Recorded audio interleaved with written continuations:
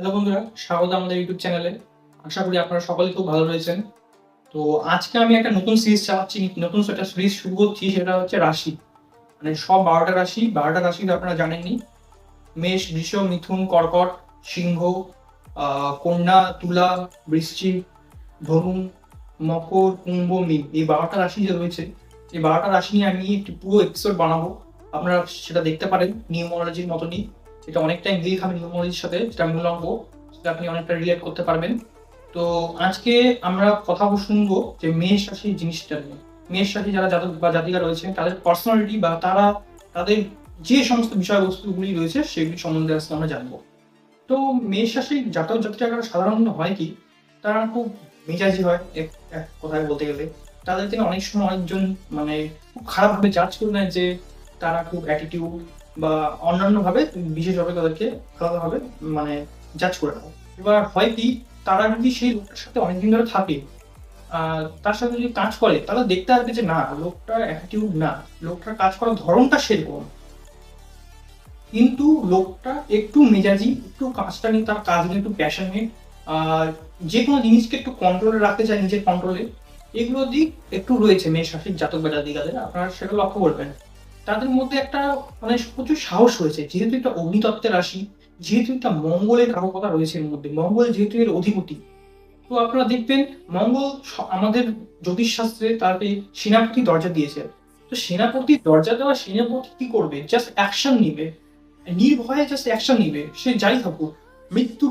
মৃত্যুকেও ভয় করা যাবে না, এক কথায়।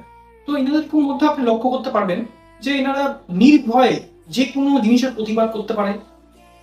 যে কোনো কাজে এনারা খুব সফল হন, কারণ এনারা মন দিয়ে কাজটা করেন।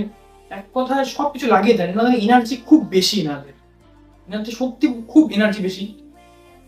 এনারা যদি রিলেশনশিপে একটু নিজের যে মন মানসিকতা বা আপনি বলুন একটু রাগ, বা নিজের পার্টনারকে নিজের কন্ট্রোলে রাখা, সেটা যদি ঠিক মতো রাখতে পারে, এনারা রিলেশনশিপে খুব ভালো একটা দায়িত্ব এনারা নেওয়াবেন। এনাদের ক্যারিয়ারের যে কথা আমি যদি বলি, এনাদের ক্যারিয়ারে কিন্তু খুব সফল হবে।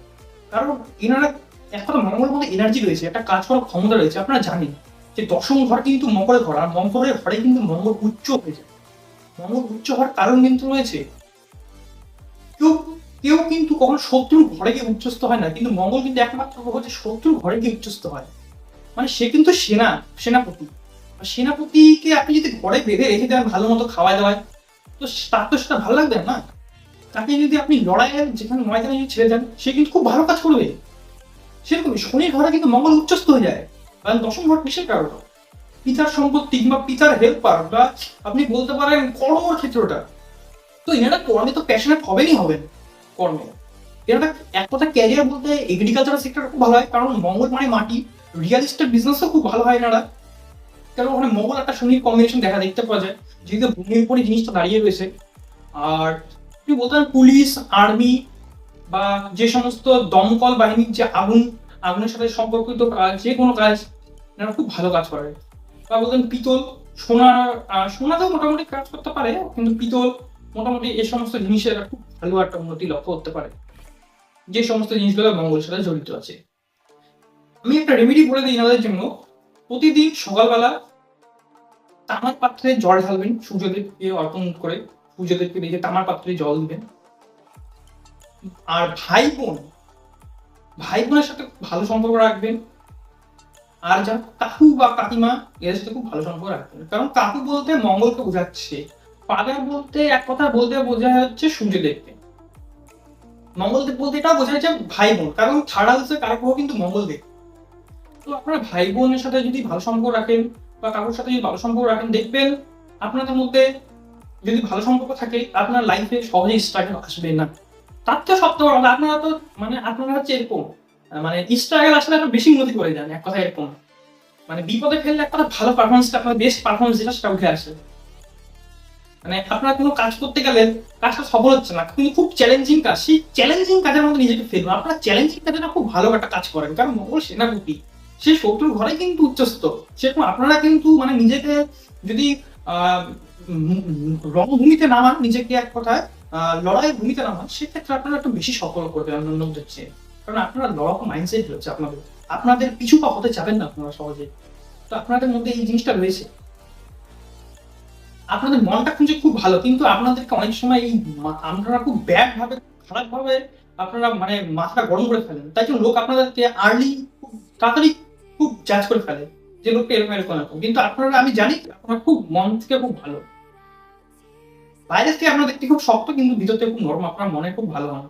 কিন্তু আপনার ডিসিপ্লিন একটু শক্ত টাইপের, যেহেতু অগ্নিরাশি, সেই জন্য লোক আপনাদেরকে বেশিরভাগ সময় একটু প্রথমেই আন্ডারস্ট্যান্ড করে ফেলে, মিসআন্ডারস্ট্যান্ড হয়ে যায় আপনাদের সাথে।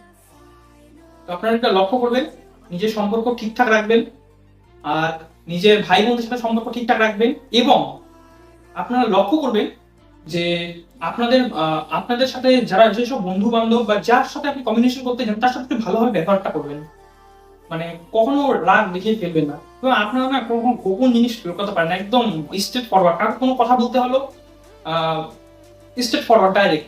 কোনো মানে এক কথা বলতে গেলে কোনো কূটনীতি নেই। যেমন যেমন যারা বুদ্ধরা ব্যক্তি, যারা দেখবে একটু লোকের আছে, অনেক লোক আছে যে কথা ঘুরছে বা আলাদা বললে, আপনারা ডাইরেক্ট স্ট্রেট ফরওয়ার্ড বলে দেবেন কথাটা, আপনাদের মধ্যে এই জিনিসটা রয়েছে। আর একটু যদি পারেন একটু ভালোভাবে এই জিনিসটাকে ইমপ্রুভমেন্ট করবেন। তো কেমন লাগলো আজকে ভিডিওটি আপনারা কমেন্ট করে অবশ্যই জানাবেন আমাকে। আর আরো যদি জানতে চান আপনার সময় বিস্তারিত হবে রেমেডি সহ, তো আপনারা দেখতে পারেন আমার নিউমোলজি 9 নম্বর ভিডিও, মানে মূলাঙ্ক 9-এর, কারণ সেটা মঙ্গল দ্বারাই প্রচলিত। তো সেই জিনিসটা আপনারা দেখতে পারেন আমার নিউমোলজি সিরিজে, কারণ সেটাকে যে প্রক্সিমিটি নাম্বার অফ মূলাঙ্ক, সেটাকে ফার্স্ট হাউস দিয়ে বোঝানো হয় অনেকটা, আর ওটা দিয়ে আপনার পার্সোনালিটি অনেকটাই বোঝা যায়। তো আমরা যেটা মেষ রাশি সম্বন্ধে বললাম, সেটা কিন্তু আপনার রাশি আর লগ্নের মধ্যে পার্থক্যটা আপনারা বুঝবেন। মেষ লগ্ন মানে আপনার পার্সোনালিটি, আপনি দেহ দিক থেকে বা আপনি ফিজিক্যালি কিরকম, আর রাশির মানে রাশি আমরা কাকে বলি, চন্দ্রকে। চন্দ্র আপনার মনকে, তো আপনার মেন্টালি কিরকম সেটা কিন্তু রাশির দ্বারা বোঝা যায়। এই জিনিসটা আমি ক্লিয়ার করে দিলাম। তো ভিডিও যারা এতটুকু দেখেছেন শেষ পর্যন্ত, তাদের আশা করি সব ডাউট ক্লিয়ার হয়ে গেছে। কোনো ডাউট থাকলে ভিডিও কমেন্ট বক্স খোলা রয়েছে, কমেন্ট করে দিবেন, আমি যথাযথভাবে চেষ্টা করবো সবাইকে অ্যান্সার দেওয়া। ঠিক আছে বন্ধুরা, আজকের মতো এতটুকুই। এরপর থেকে আমি সব সিরিজ থাকবো, বিষয় থেকে শুরু করে, তারপর আপনাদের যত কোশ্চেন থাকবে বা কোন টপিকের উপর আপনাদের অ্যাস্ট্রোলজিতে জানার ইচ্ছা রয়েছে, আমি বিভিন্নভাবে রিসার্চ করছি। তো আমার যথাযথ সম্ভব আপনাদের সেই ভিডিওগুলো ডেলিভার করার এবং আমার এক্সপিরিয়েন্স বা আমার জ্ঞান শেয়ার করার চেষ্টা করবো। ধন্যবাদ।